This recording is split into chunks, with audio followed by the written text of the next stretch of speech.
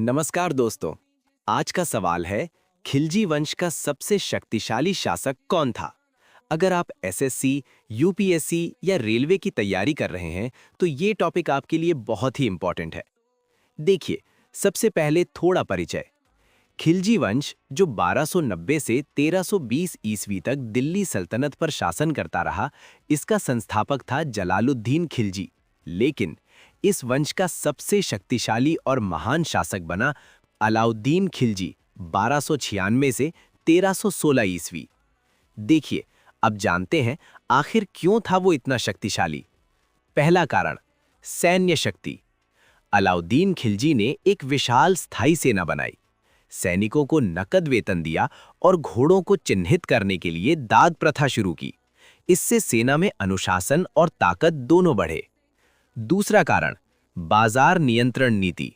उसने अनाज, कपड़े और जरूरी चीजों के लिए अलग-अलग बाजार बनाए और सबसे खास वस्तुओं के फिक्स दाम तय किए, जिससे महंगाई पर पूरा कंट्रोल रहा।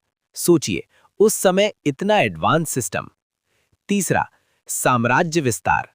उसने गुजरात, मेवाड़, रणथंभौर और मालवा जैसे क्षेत्रों को जीत लिया और दक्षिण भारत में भी अपने सेनापति मलिक काफूर के जरिए देवगिरी, वारंगल और मदुरै तक विजय प्राप्त की। चौथा, राजस्व और कृषि सुधार। उसने जमीन की पैमाइश कर उपज का लगभग 50% कर तय किया। इससे राज्य की आय बढ़ी और प्रशासन मजबूत हुआ। कुछ महत्वपूर्ण बातें। वो पहला सुल्तान था जिसने दक्षिण भारत तक विजय प्राप्त की। उसने अलाई दरवाजा और सीरी किला बनवाया। वो एक बेहद महत्वाकांक्षी और कुशल शासक था। अब आपका एग्जाम वाला सवाल। खिलजी वंश का सबसे शक्तिशाली शासक कौन था?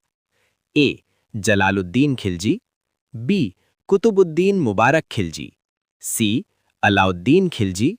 डी, गयासुद्दीन तुगलक। सही उत्तर है अलाउद्दीन खिलजी। अगर आपको ये जानकारी यूजफुल लगी हो तो लाइक, फॉलो और शेयर जरूर करें और ऐसे ही पावरफुल कंटेंट के लिए जुड़े रहें।